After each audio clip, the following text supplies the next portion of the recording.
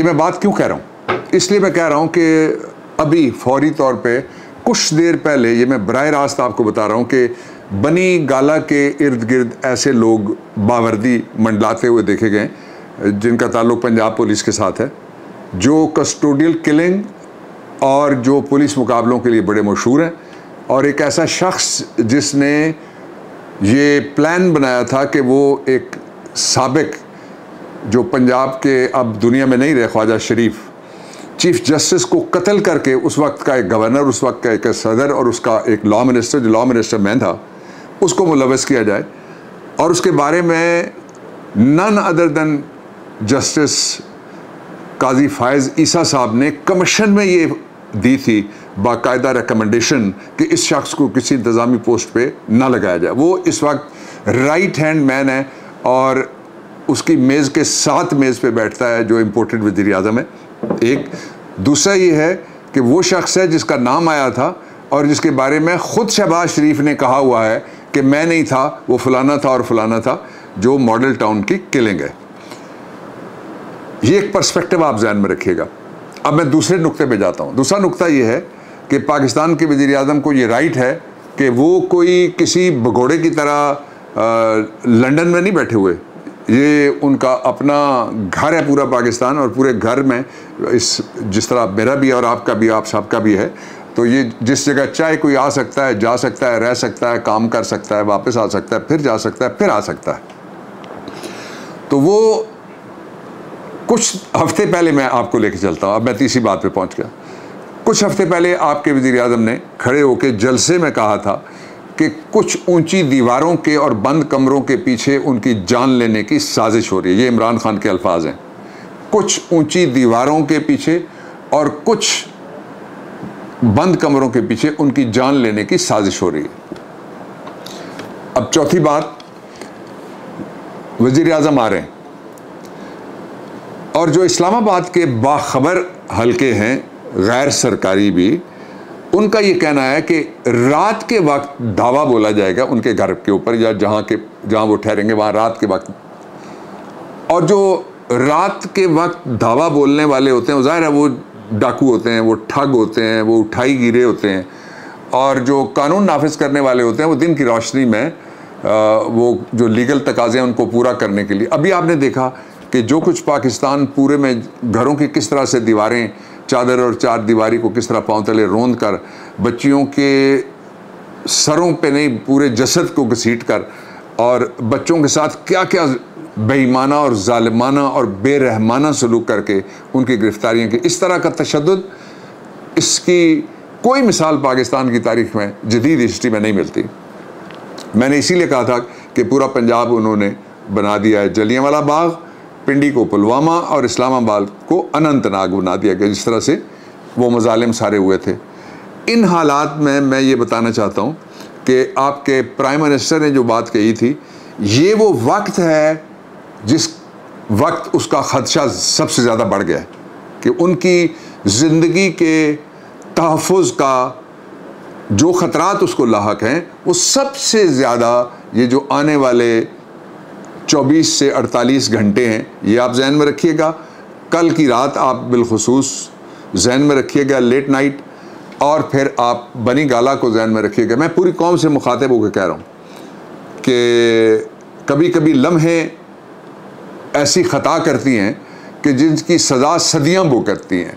तो इसलिए जागना होगा सबको, सब पाकिस्तान में कानून नाफिज करने वालों को भी जागना होगा, इसलिए कि पाकिस्तान में इस वक्त जो ठगों की हुकूमत है और मुजरमों की हुकूमत है, और जो 302 के मुजरमों की भी हुकूमत है, जो मनी लॉन्ड्रिंग के मुजरमों की भी हुकूमत है, वो सारे के सारे अपने केसेस ख़त्म कराने के लिए इदारों को बर्बाद कर रहे हैं। किसी जगह उन्होंने पर काटे हैं नैब के, किसी जगह उन्होंने चोंच काटी है और नाखून काटे हैं FIA के, किसी जगह वो बाकी सारा कुछ उठा के एक ऐसे खाने में रख रहे हैं जहाँ से फिर सिविलियन सुप्रीमेसी के उनके नारे सारे एक्सपोज हो रहे हैं।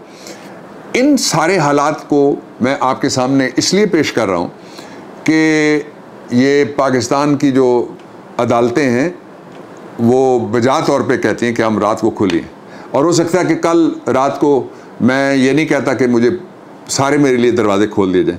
कल रात को हो सकता है कि मैं किसी खिड़की के सामने जाके मुझे खड़ा होना पड़े आपके वज़ीर-ए-आज़म की ज़िंदगी और सलामती को जो ख़तरात पेश हैं। हो सकता है कि कल नीम शब के बाद मुझे बवक्ते सहर किसी खिड़की के सामने जाके खड़ा होना पड़े और उसे खटखटाना पड़े ताकि मैं दरख्वास्त पकड़ा सकूं कि आर्टिकल 9 के तहत आप कार्रवाई करें। हो सकता है कि परसों रात को मुझे कोई खिड़की खुली चाहिए हो, इमरान खान को कोई खिड़की खुली चाहिए हो, जनूब मशरक़ी एशिया में सबसे बड़ी अवामी बेदारी की लहर के कायद को कोई खिड़की इंसाफ के लिए खुली चाहिए हो। मुझे पूरी उम्मीद है खिड़की खुले मिलेगी, मुझे पूरी उम्मीद है दर भी खुला मिलेगा, मुझे पूरी उम्मीद है इंसाफ भी मिलेगा। लेकिन कहते हैं कि justice delayed is justice denied, यानी अगर कई लम्हे ऐसे होते हैं जब इंसाफ में ताख़ीर हो जाए अगर, तो उसका मतलब होता है कि इंसाफ से इनकार हो गया। ये वो लम्हा है। मुझे 4 अशरे हो गए हैं वकालत में। मैं पूरी ज़िम्मेदारी से ये बातें आपके साथ शेयर करना चाहता हूँ, इसलिए कि इसमें आप छुपाने का वक्त गुजर गया कि हम छुपाएं, लेपापोती करें, उसके ऊपर कोई पर्दा डालें और पर्दे के पीछे से हम थोड़ा सा नज़र आएँ और थोड़ा सा छुप के कोई बात करें। वो मरला नहीं है। पाकिस्तान में सानेहात इससे पहले हुए हैं और बहुत बड़े सानेहात हुए हैं। पाकिस्तान में एक वज़ीर-ए-आज़म अदालत के फैसले के नतीजे में कत्ल किया गया, 2 वज़ीर-ए-आज़म रावलपिंडी के लियाकत बाग में कत्ल किए गए, सिवाय उनके जो हमेशा एनआरओ लेके मुल्क से बाहर भाग जाते हैं। डॉक्टर खान को लाहौर में कत्ल किया गया था। इसलिए मैं ये बातें जोड़ना नहीं चाहता। मैं आपके सामने सिर्फ पाकिस्तान की जो नाकाबिले तरदीद रिकॉर्डेड तारीख़ है वो मैं आपके सामने रख के अपनी बात को मैं ख़त्म करने लगा हूँ। और वो बात ये है कि इस आइन के अंदर बेशक कोई वज़ीर आज़म ना हो, शहरी होना ज़रूरी है। आइन का आर्टिकल 4, आइन का आर्टिकल 9 और बेशुमार दूसरी जगह पे जो ज़िंदगी है उसका तहफ़्फ़ुज़ रियासत की ज़िम्मेदारी है, रियासत की ज़िम्मेदारी है। और इमरान खान ने आखिरी बात, आपके मोहतरम और मुहिब कायद ने, मेरे कायद और मेरे भाई ने, इस मुल्क की आखिरी उम्मीद ने और मुस्लिम उम्मा के सितारे ने, जिसने इस्लामोफोबिया को ललकारा, रसूल मोहतरम सल्लल्लाहु अलैहि वसल्लम पर हमारी 1000 जानें कुर्बान, आपकी नामूस के लिए सारी दुनिया की क़यादत के सामने खड़े होके उन्होंने कहा कि हमें अपनी जानों से ज़्यादा